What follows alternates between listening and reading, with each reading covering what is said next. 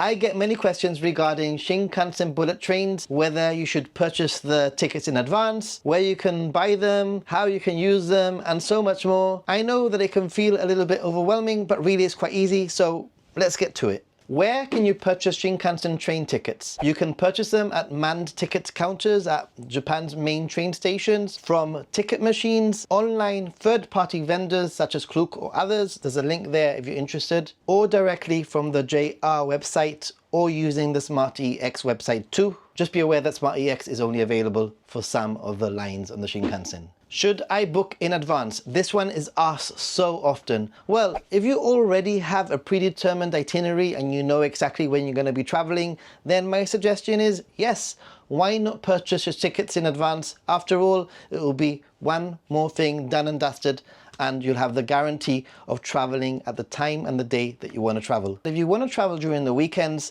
then you most probably want to book your Shinkansen at least 1 or 2 days in advance, because you might find that some of the time slots will fill up pretty quickly and you might be left with some later times which could actually have an effect on your overall trip. You also have to consider whether it's a public holiday or a busy period. If this is the case, then you definitely should be booking your tickets in advance. How do you use a Shinkansen ticket once you have them? Assuming that you have an IC card, you can tap into the station using the IC card and then use the separate Shinkansen ticket to get through the Shinkansen gate, and you're pretty much sorted. It's very easy. Can I use an IC card like a Suica to go on the Shinkansen? The short answer is no, you will need an actual ticket to go on the Shinkansen, but you can actually use an IC card like a Suica to purchase your Shinkansen tickets. What is a JR pass and should I get one? There are many types of JR passes, but the one that most people refer to is the nationwide pass, which basically lets you use the whole network of JR, including Shinkansens. These come in 7, 14 and 21 day options, but there's a warning. Use a JR pass calculator to see if the JR pass is actually worth it for you, because you might find that you will have to use a JR pass quite extensively for you to get your money's worth. That's not to say that you shouldn't investigate regional JR passes. Is the Tokyo train system complicated? If you have an IC card like a Suica, it's actually quite easy to navigate around Tokyo. Following the signs is quite easy and using the trains is very straightforward. Just remember that there is a rush hour in Tokyo and you might want to avoid that. I actually put together a video guide about how to use Tokyo's train system. Check it out. It will help you before you go to Japan. Where can I get a Suica card? This must be the question that most people ask. Currently, you can only get named Suica that requires a phone number and for you to actually register at stations. As from the filming of this video, you can still get a Suica at the JR East Travel Center, but you must have cash on you. If you want to get a child Suica, then this can also be done from the JR East Travel Center. There are also options for you to get the Welcome Suica at the airport, or even get yourself a digital Suica, which is my suggestion if you have an iPhone. Things are always changing, so it's always worth asking at the station where you can get a Suica. Subscribe! If you want to help small content creators like myself, then consider subscribing. It does really help a lot. Anyway, let's get back to the video. Luggage forwarding is a very convenient way of traveling around Japan without having the hassle of carrying your luggage around from one destination to the next. I use it all the time and it really is a game changer. But it's understandable that people will have questions such as, how do you luggage forward? The most convenient way is actually from your hotel's lobby, asking them to send your luggage in advance to the next hotel or a destination of your choice. Do all hotels accept luggage forwarding? The short answer is not really, but I would say that 99% of them do. You might find that there are some hotels that might not accept payment in advance, and that there are some hotels that won't accept receiving luggage if it's not already paid for. I've been in a few situations where the hotel will not have a system in place for me to be able to pay at the lobby, so I've actually had to go to a convenience store instead. My advice would be to send a message in advance or communicate with them, asking them what the luggage forwarding policy is. How do I send luggage if I'm staying at an Airbnb? You can still luggage forward from convenience stores and Yamato counters across major cities. I've done this myself. It works very easily, and you can even send your luggage to a convenience store near an Airbnb, or send your luggage to a Yamato counter near an Airbnb too. Pretty easy. How far in advance should I send my luggage? My suggestion is to always ask the hotel lobby how long it will take. As a rule of thumb, you normally need to give at least between 24 and 48 hours depending on the distance that you're sending it. How much does luggage forwarding cost? It does depend on the distance, and it also depends on the size of your luggage, but I found across many trips that I've never paid more than 3,000 yen for a very long distance, and I think that my average would be around 2,000 or just under 2,000 yen. A lot of people ask me budget questions about Japan, like where to get their yen, is Japan expensive, how much cash I should take, etc. And it's understandable. You're going to go on a trip and you want to be well prepared. So these questions are for you. Is Japan expensive? This was really difficult to answer because everybody will have a different type of trip. Are you traveling solo? Are you traveling as a family?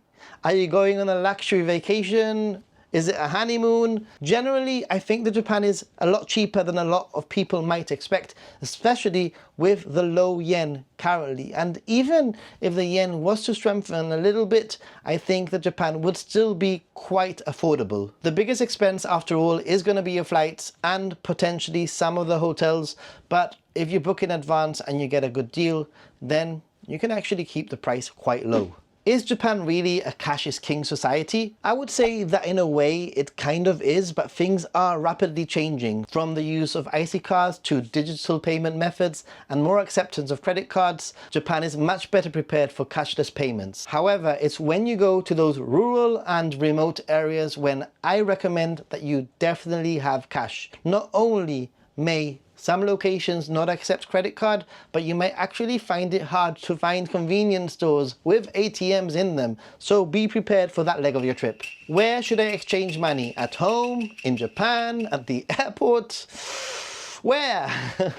This one's a little bit tricky because at home you have a lot more time to shop around and find a better deal, and even though there are probably going to be some fees associated, you have the time to shop around. The good thing about getting yen at the airport is that the likelihood is that they will have availability of yen. However, the fees can be a little bit higher. Nowadays I carry minimal yens in my wallet and I use travel cards such as Wise or Revolut. I find that I can actually get around using my IC card quite a bit, and because I have a digital Suica on my iPhone, I can simply top it up as needed, and I always have the option of getting cash out from the ATM when and if I need to. How much cash should you take to Japan?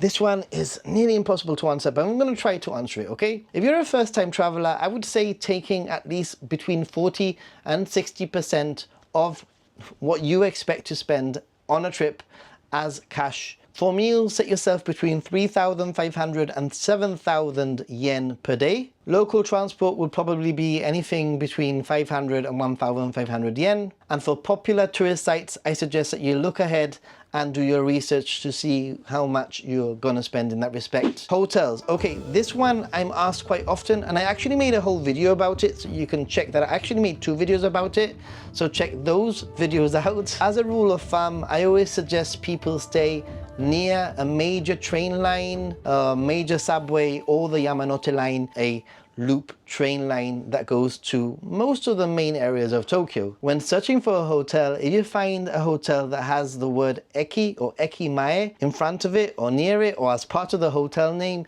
that usually means that it's near or in front of the station. So it's a good indicator. Food, dietary restrictions, vegan, vegetarians, halal, allergies, etc. I don't have any dietary restrictions. However, I do have some tips to give you. So, one way to get around dietary restrictions is actually staying at an Airbnb and cooking for yourself. A really good way of getting a feel for what a city is like in terms of dietary restrictions is by joining a food tour. Getting in contact with them in advance and telling them what your dietary needs are is a great way of joining a group and eating quite safely. And not only that, but you'll actually have an expert to ask all the questions, and I'm sure that they'll be able to point you in the right direction. Searching for Shojin Ryori, which is a cuisine based on Buddhist principles, can also be a safe bet for you vegetarians and vegans too.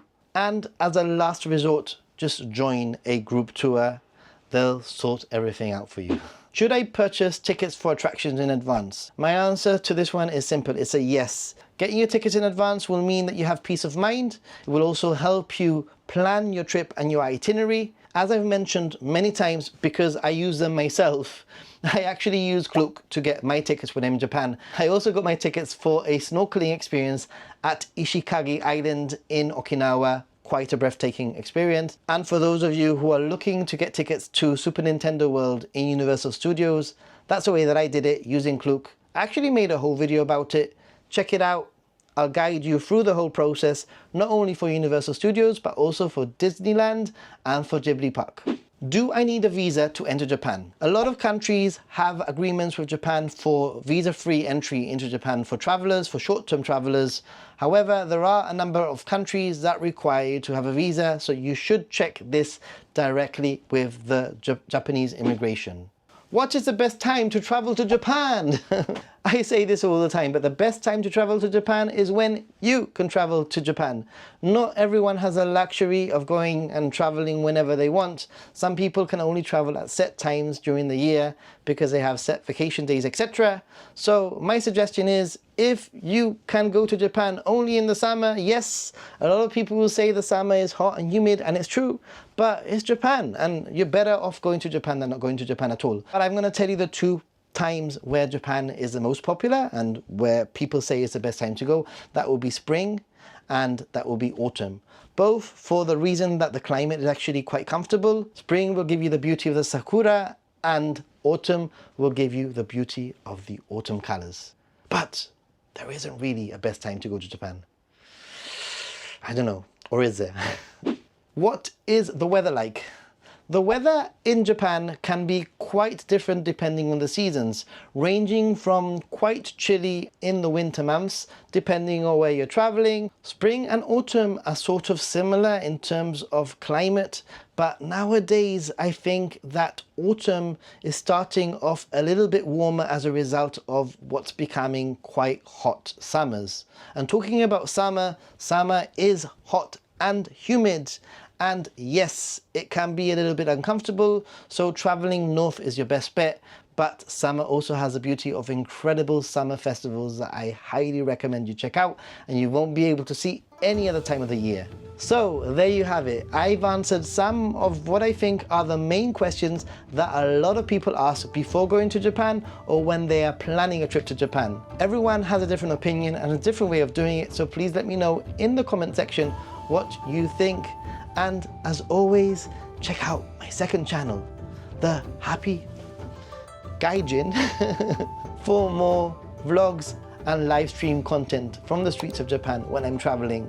And thank you so much for watching. Thanks for your support. Stay positive and be a happy gaijin. Till next time. Bye.